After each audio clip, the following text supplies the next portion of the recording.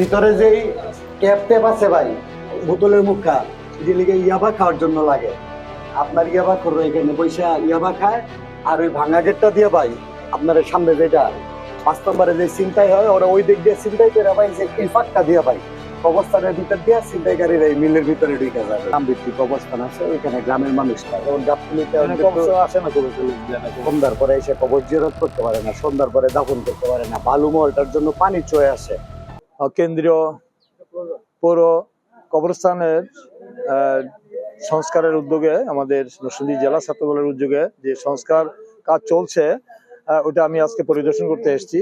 তো আমি এসে সত্যি বিস্মিত হয়েছি, অবাক হয়েছি যে এখানে একটি কবরস্থান হলো পবিত্র জায়গা। তো দীর্ঘদিন যাবৎ এটা পরিত্যক্ত ছিল, জরাজীর্ণ, এখানে জঙ্গল হয়েছিল। এখানে যে অবস্থা আমি দেখতে পেলাম সেখানে কোনো অবস্থাতেই একজন মৃত ব্যক্তির এখানে যে দাফন করার মতো অবস্থা, সেখানে কবরস্থ করার মতো অবস্থা এখানে ছিল না।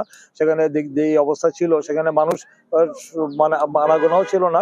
সেখানে একটা পরিত্যক্ত অবস্থা দীর্ঘদিন যাবৎ পড়ে রয়েছে। এটা কোনো সংস্কার বা কোনো উদ্যোগ কেউ নেয়নি, যার কারণে এখানে সমস্ত দেখতে পেলাম যে এখানে সমস্ত মাদক সেবীদের এবং ভবঘুরেদের এবং আমাদের সন্ত্রাসীদের এবং আমাদের ছিনতাইকারীদের এখানে একটা আখড়া ছিল। এখানে মনে হচ্ছে যে পরিবেশ আমি দেখতে পেলাম, যে যা শুনতে পেলাম, যে এই এলাকায় এই যে আমাদের মদনগঞ্জ যে লাইনের যে পুরাতন রেল লাইনের যে নরসিংদী মদনগঞ্জ রেল লাইনের যে আমাদের মানুষ চলাফেরা করে প্রায়ই আমরা শুনতে পাই এখানে ছিনতাই হচ্ছে, ডাকাতি হচ্ছে।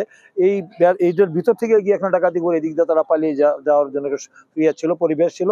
সেখানে রক্ষণাবেক্ষণ করা, দেখভাল করার মতো কেউ ছিল না। তো এই যে উদ্যোগটা নিয়েছে আমাদের বাংলাদেশ জাতীয়তাবাদী ছাত্রদল নরসিংদী জেলা ছাত্রদলের যে একটা মহৎ উদ্যোগ নিয়েছে, এই যে আমাদের এই এলাকার সাধারণ মানুষের, এই পৌরবাসীর যারা মৃত্যুবরণ করবে তাদেরকে যেন তারা সুন্দরভাবে এখানে তারা সমাহিত করতে পারে, তাদেরকে দাফন করতে পারে। একটা সুন্দর পরিবেশ দরকার, যেন যারা পরিবারের লোকজন এসে যেন সেই তাদের প্রিয়জনদের কবর জিয়ারত করতে পারে, জিয়ারত করার মতো পরিবেশ থাকতো। সেখানে কোনো পরিবেশই ছিল না। এখানে এসে দেখলাম যে একটা ভয়ঙ্কর অবস্থা। এই অবস্থা থেকে মনে হয় যে এই উদ্যোগটা চমৎকার একটা সামাজিক উদ্যোগ তারা নিয়েছে। এই জন্য আমি তাদেরকে আমার জেলা বিএনপির পক্ষ থেকে, আমি ব্যক্তিগত পক্ষ থেকে, আমি জেলা ছাত্রদল সহ যারা এই এই উদ্যোগটা নিয়েছে, চমৎকার একটি সুন্দর উদ্যোগ নিয়েছে সমাজ সংস্কারের বা এটা সংস্কার করার জন্য, তাদেরকে আমি আন্তরিকভাবে ধন্যবাদ জানাই। সন্ত্রাস এবং মাদক এবং আমাদের চাঁদাবাজ এবং ওই অনৈতিক অপকর্মকাণ্ড যারা করবে তাদেরকে ব্যাপারেও আমরা সবাই একটা সামাজিক আন্দোলন গড়ে তুলে যে আমরা সবাই যে ঐক্যবদ্ধ থাকি, ঐক্যবদ্ধ কাজ করবে, তারা সুন্দর একটি সমাজ এবং সুন্দর একটি শহর আমরা বিনির্মাণ করতে পারবো। শহরে সুন্দর অনুকূল পরিবেশ থাকবে এবং এই দেশে কোনো রকম থাকবে না, কোনো নৈরাজ্য, অরাজকতা, কোনো বিশৃঙ্খলা থাকবে না। আমরা ডিসিপ্লিনের মধ্যে সমাজটাকে নিয়ে আসতে চাই। আমরা সেটাকে আমাদের এই গণতান্ত্রিক সরকার, এই জনগণ নির্বাচিত সরকার হিসেবে অত্যন্ত সচেতন। তিনি এই কারণে বরাদ্দ দিয়েছেন সামাজিক সুরক্ষার জন্য, তিনি অনেক বরাদ্দ, নিরাপত্তার জন্য তিনি আমাদের গত বাজারে অনেক টাকা বরাদ্দ ব্যবস্থা করেছেন, যেন আমরা সঠিকভাবে আমরা সেগুলো প্রয়োগ করি।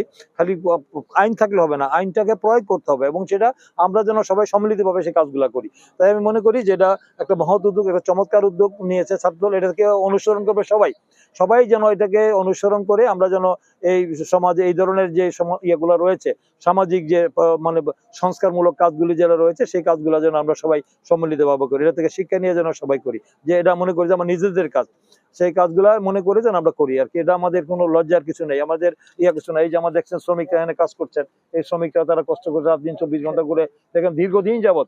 এই মনে হয় যে 20-25 যাবৎ এই এলাকায় যে অবস্থা রয়েছে, মানুষ ঢুকার মতো অবস্থা ছিল না।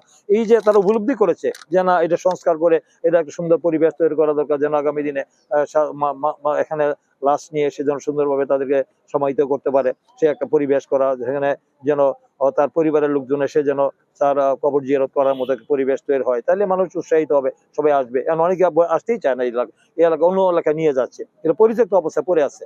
তো এত বড় একটি পৌর কেন্দ্রীয় কবরস্থান, এটা তো অবশ্যই সবার, এটা সবাই মিলে এটাকে করতে হবে। এখানে বাউন্ডারি ওয়াল নাই, এখানে একটা এই অবস্থা, এই যে একটা অচল অবস্থা, এটা থেকে এই তারা যে উদ্যোগটা নিয়েছেন, আশা করি এটা আশা করি এটাকে সবাই ফলো করবে। এবং আমাদের দিক থেকে আমি যেহেতু এই নির্বাচনী এলাকার আমি নির্বাচিত জনপ্রতিনিধি হিসেবে আমি এই কেন্দ্রীয় কবরস্থানটাকে আরো সুন্দর করার জন্য, এটার জন্য আরো যা বরাদ্দ লাগবে, আরো যা সহযোগিতা লাগবে, ইনশাল্লাহ আমি এটা করে সুন্দর করে দিব ইনশাল্লাহ।